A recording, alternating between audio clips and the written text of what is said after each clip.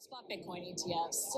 We're 5 months in. You guys have roughly $420 million in assets under management collectively across all the spot ETFs. We're looking at around $58 billion in AUM. How are you feeling about things nearly halfway through the year? Spot Bitcoin ETF, we're feeling really good about it, actually. We are the lowest provider in the market. And, I think we've been happy with the growth. And so what's next? Are you looking to capture more market share or optimize for the clients? 100%. We're hoping that people will be fee sensitive and we'll capture more market share. And as people become more interested in the space, you have a lot of firms that are a little bit in a wait and see mode. So you haven't even gotten that second wave. Like, this is really the first wave of the early adopters. And I think the next wave is the much bigger institutions who get more comfortable with kind of how it settled out. So you see in this clip, the president and CEO of Franklin Templeton, Jenny Johnson, is sitting here telling you that this is wave one of the big institutions. Wait till even bigger institutions get on board with the spot Bitcoin ETF. How many Bitcoins are going to be gobbled up? We'll take a look at all of that in this video. Before we get to any of that, take a look at the Bitcoin price.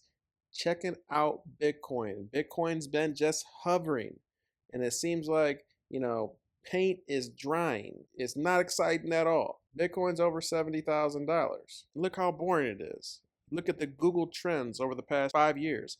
We're at 2021, as far as the Google trend goes, but we're at over 70,000. Look at the peaks from last cycle.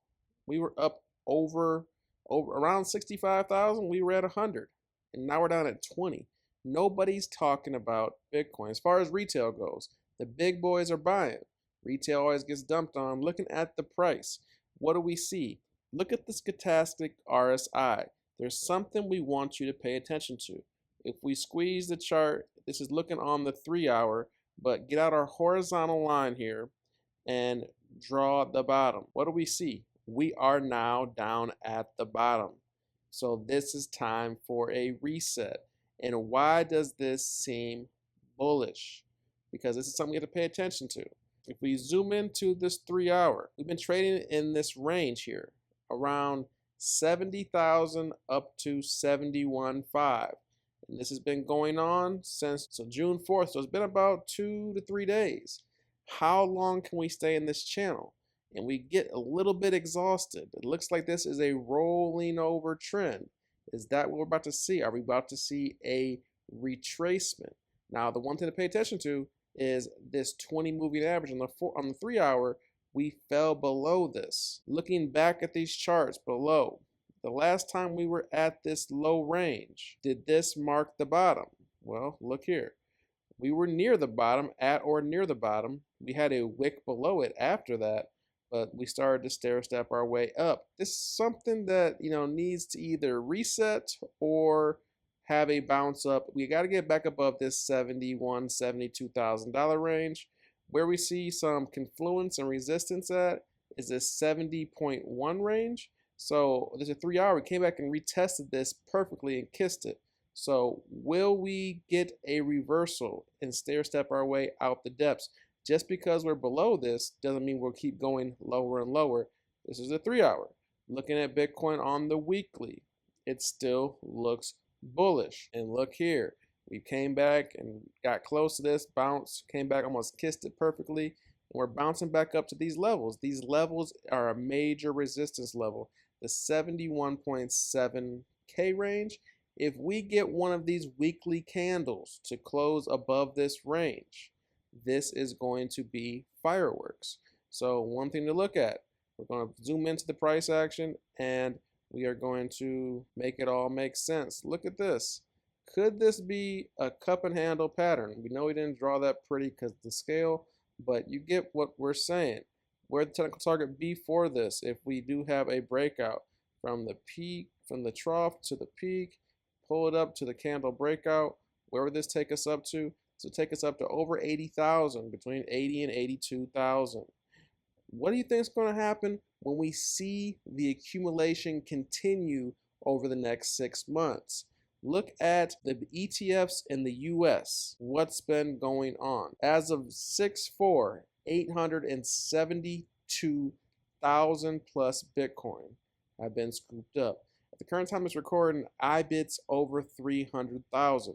This is astronomical. But look at the global Bitcoin ETFs. There's over 1 million Bitcoin that's been bought. That's 1 over 21 of the overall circulating supply that's been bought up over these ETFs over the past 5 or 6 months. That's crazy, guys. Are you guys seeing the bigger picture here? Because there's a few million Bitcoin that's lost. So you can say there's 18 million that's ever been in existence. You got Satoshi's wallet, you got the Michael Saylors, you got other institutions that are buying, you got these ETFs that are still coming round 1, and then round 2 could be a bigger wave. How many Bitcoin are going to be left when it's all said and done? There's not enough Bitcoin for every millionaire in the world. Remember that. And looking at this update from Stock Money Lizards, he's comparing 2017 cycle to where we are right now. Hit our head, hit our head, hit our head. And you have that micro breakout, and then it's a cool off, just a chill moment for a little bit before you rip up to that next leg up, retrace, have that continuation. Well, look how this next leg rip up could look. Could we see 100,000 around the corner? An update from TA Trader Allen. He's showing you this inverse head and shoulders pattern that's playing out. And we've busted through this neckline, came back and retested it, bump and run pattern up to that $80,000 target. We've just showed you that in the charts. And then check this out here. This could be leg 1 of an Elliott wave sequence of a macro leg 3. Pull back the leg 2, technical target of that inverse head and shoulders that we showed you and TA Trader Allen shows you. Then we'll have this pullback, and look at seeing 80, 90,000, close to $100,000 per Bitcoin could be around the corner. And big news, Standard Chartered Bank says Bitcoin will reach $150,000 if Donald Trump wins presidential election. Let's take a look at this article. As we approach the U.S. elections, they expect 100,000 to be reached and then 150,000 by year end in the case of a Trump victory. After Friday's big jobs reports, the next large driver for Bitcoin will then become the U.S. election. That's November of this year. We have an update from BitGo CEO Mike Belshie. If you don't know who he is, and you don't know what BitGo is, you can check him out at BitGo, but also bitgo.com. But he's talking about what he sees coming for this market, for this year, for Bitcoin. Let's check out what Mike has to say. For it, I'm just pointing out, every time the U.S. says, we are going to maintain power over your dollar, and if you don't do what we want you to, foreign policy-wise, we're going to take it away, which is what we did to Russia badly. You can love it or hate it, but that's what we did. We put every single dollar holder on notice that we may do it to them in the future as well. And so if you don't think the Middle East is worried about that, well, you're not paying attention. So, all right, the U.S. debt crisis is one thing. Foreign policy and sanctions controls is another. BRICS providing alternate payment systems.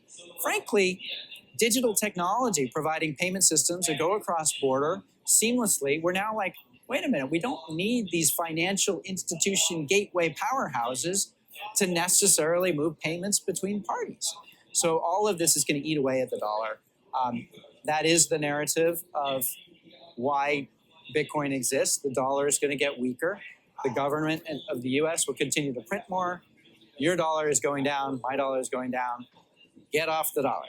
So a number of factors driving Bitcoin in the near term to that 125 to 135,000. Yeah, I guess I got distracted there. Yes. On the macro climate, it's all there. And then I think also in the U.S., another good thing is happening for Bitcoin. Look, we got 30 to 40 million people in the U.S. that are holding Bitcoin already. The voices are getting louder. People are getting more knowledgeable about what's going to happen to the dollar. We've got ETF vehicles that they can access it through. So just call up your broker and you've got Bitcoin. So yes, I think all of this spells more demand for Bitcoin, less demand for dollars. That means the price of Bitcoin relative to dollars goes up.